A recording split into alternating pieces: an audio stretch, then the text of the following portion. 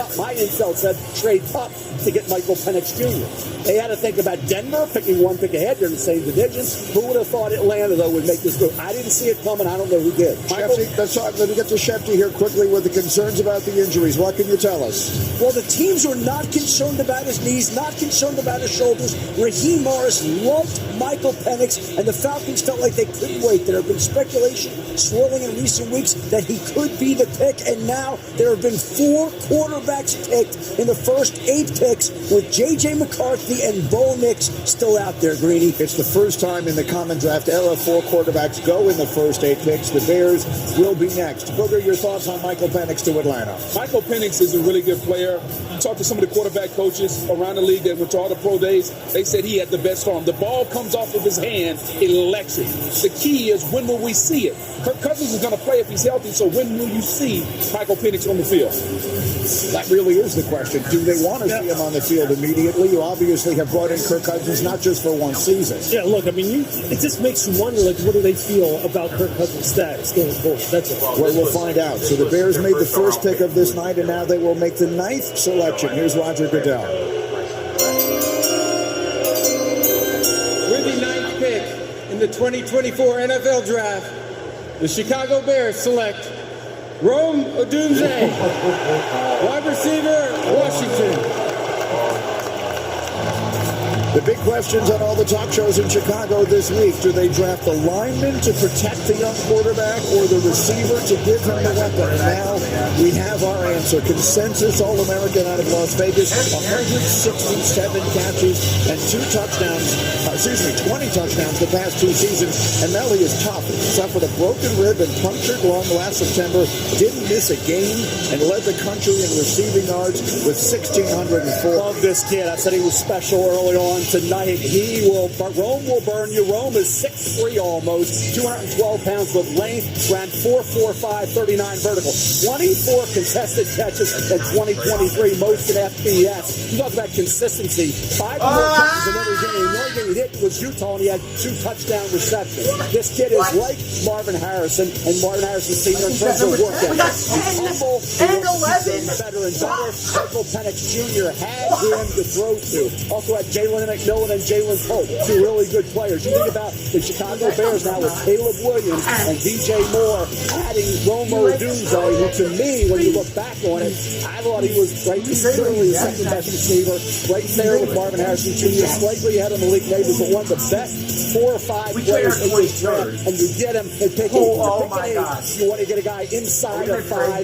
Romo Odunze was right there at that spot on my big board. We've had 9 players selected. They've all been offensive players. Meanwhile, I believe we're about to have our first trade of the night. Doing in the Minnesota Vikings, there was discussions about them coming up to number 4, number 5. They did not want to go that high.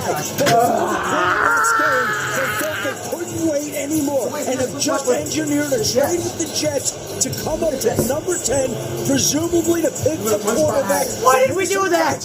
At number 10 are now on the clock.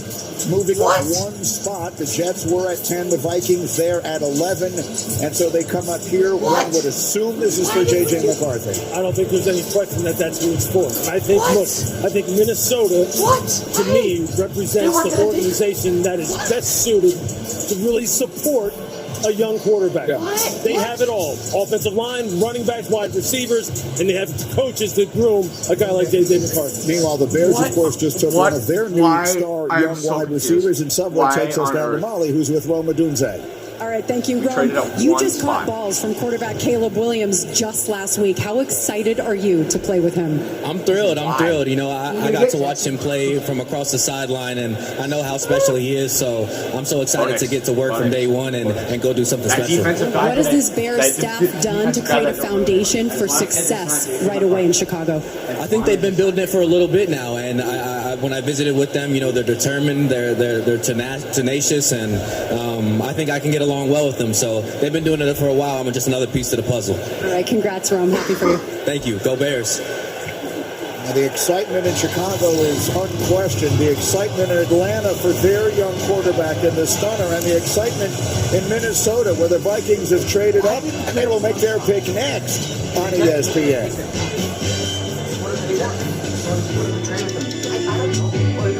Show us before we take It'll either show us before we pick our player or right after. Tonight, her empire crumbles. There's only one spot. It could not have been that much. But we don't have a third. We don't have a second or a third. Boy kills world. So I have no idea. I have no idea.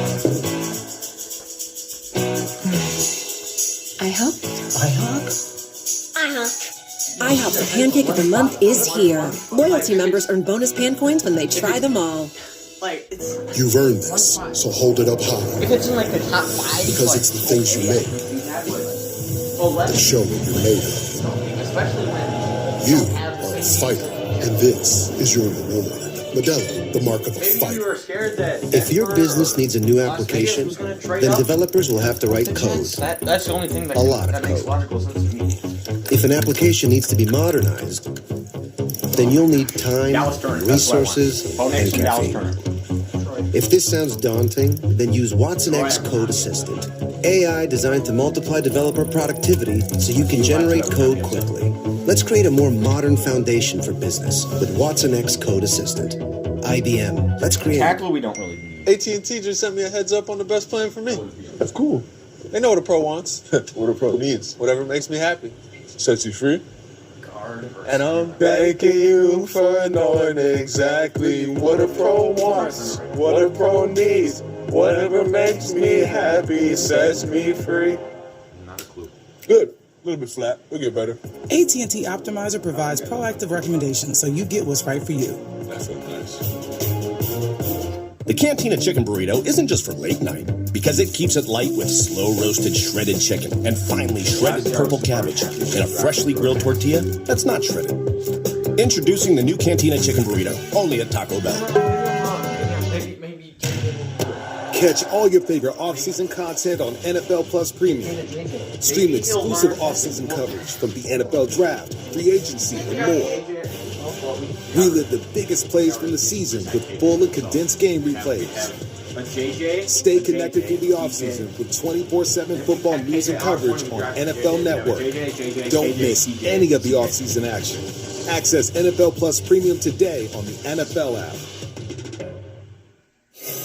He needs some technique work. He needs coaching. More experience. Back in Detroit, our aerial coverage is provided by Goodyear. From their first step on the field to their first step on the stage, these players have drive. Goodyear, more driven. So one of the surprises of this night is that JJ McCarthy is still available as we reach pick number 10. According to our draft day predictor, there was only a 19% chance he would still be available here. Meanwhile, the Minnesota Vikings have never taken a quarterback in the top 10. The highest quarterback they've ever taken was Dante Culpepper at number 11 in 1999. But Adam Schefter telling us they've traded up here for a quarterback. Mel, which one should they take? Well, as far as I'm concerned, you don't take a quarterback this high, but they're going to take probably JJ McCarthy. Why? Because this kid went 27-1 as a starter. Talk about intangibles, talk about competitiveness. Josh Allen, right? He was stressed going third down, even fourth down against Alabama. They don't even move on to play for a national title. When he had to make plays, he did. Stayed away from interceptions. The ones he did throw were memorable. But here's the Minnesota Viking team. I talk about the division every year. You cannot be fourth unless you get some luck or you get some bad luck and bad fortune like Pittsburgh got in. Why? Because Joe Burrow got hurt and Deshaun Watson got hurt. Why they go out and change their quarterbacks? Because they knew they can't be fourth. If you're Minnesota and you see Jordan Love emerging as a star, you know Caleb Williams is coming to the division, and you got Jared Goff in the division, you better keep up with the teams in that division and get yourself somebody that Sam Darnold can be the bridge to. Now, hey, if Sam Darnold emerges, it's a win-win. Right? He has great, only 26. JJ's only 21. JJ needed that bridge quarterback, and he's got it with Sam Darnold. And we came into this draft wondering, when was Minnesota going to make their move? They had 11, they got 23 from Houston. When were they going to make their move? They didn't sign Kirk Cousins back, so we knew, based on that and those two things, they were going to get a quarterback. Which quarterback have they identified? Either way, Kevin O'Connell, now the pressure is on him because he's handpicked this quarterback to lead his franchise to go with all those weapons with Addison and Jefferson and Hopkins and all those weapons. So this quarterback is going to be in really good shape. I think this is the best situation for any of these young quarterbacks. And in Chicago, Ryan Poles has done fantastic work setting the table for Caleb. I think this is the best one. When you think of the head coach, play caller, supporting cast, I think it's fantastic. Here comes the commissioner ready to announce after the trade. The Vikings coming up to number 10, and here's the pick. To help make the Minnesota Vikings selection, we are honored to have with us the surviving mother, brothers, and nephew of fallen hero, United States Army Sergeant Zachary Ewing.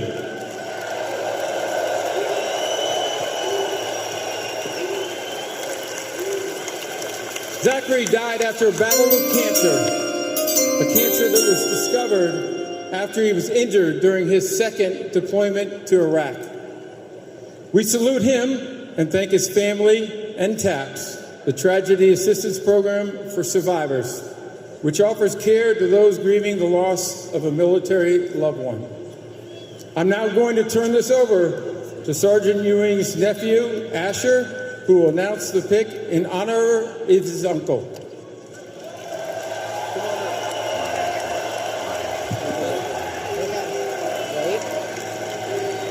With the 10th pick in the 2024 NFL Draft, the Minnesota Vikings select JJ McCarthy, Michigan.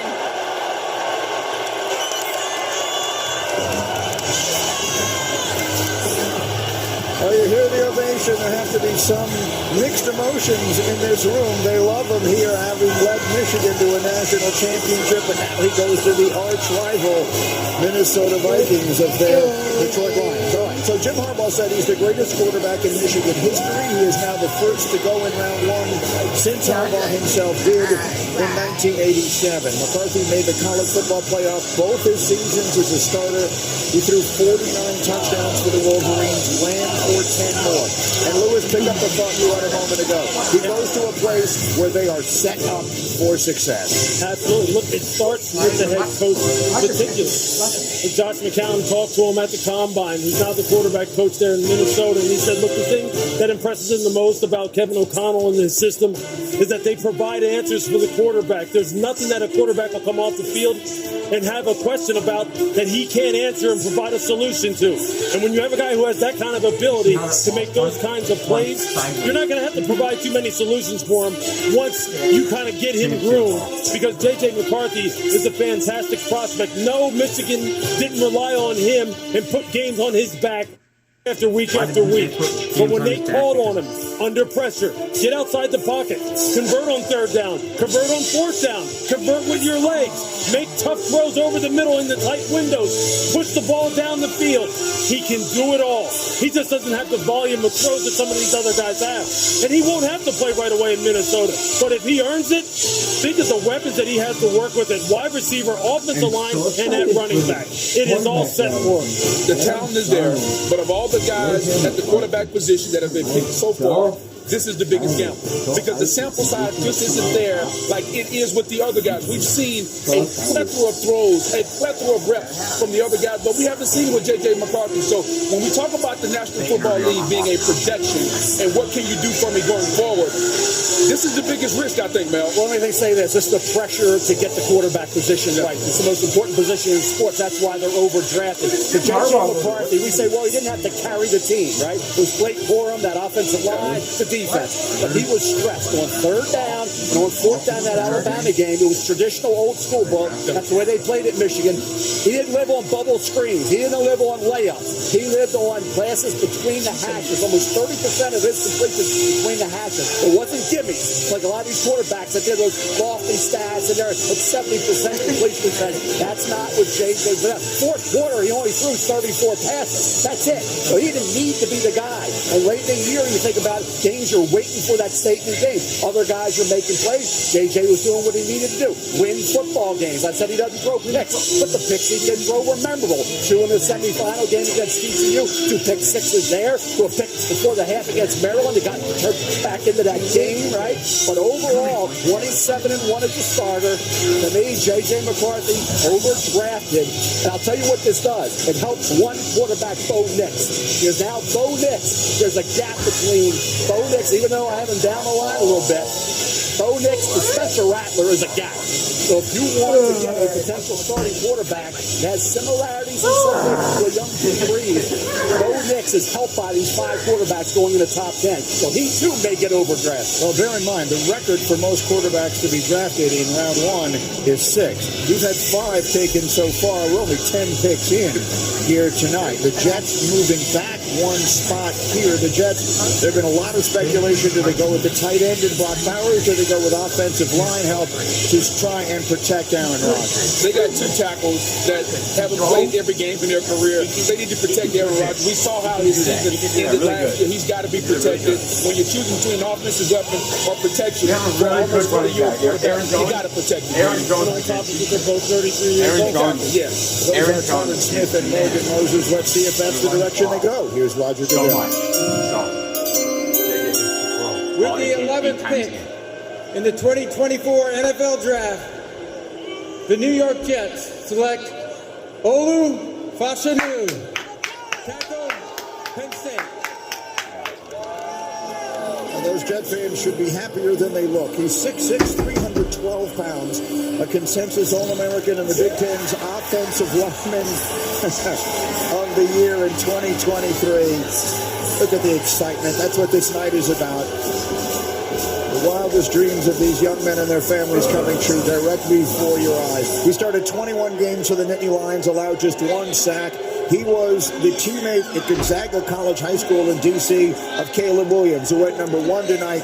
Now Olu Fashanu goes to the Jets. Watch him play high school football at Gonzaga with Caleb. And Olu Fashanu is a talented athlete, kind of a Ronnie Stanley type player at 6'6", 312 with long arms, small but strong hands. He needs to get coached. Talked about J.C. Latham going to Tennessee, right, with Bill Callahan. Great offensive line coach. Think about Olu Fashanu with the New York Jets. Needs to be coached. He's got some things he's got to work on. Doesn't always sustain as well as you would like. Needs to play with more consistent leverage, right?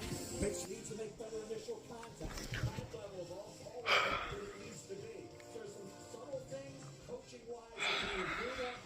I can't with football.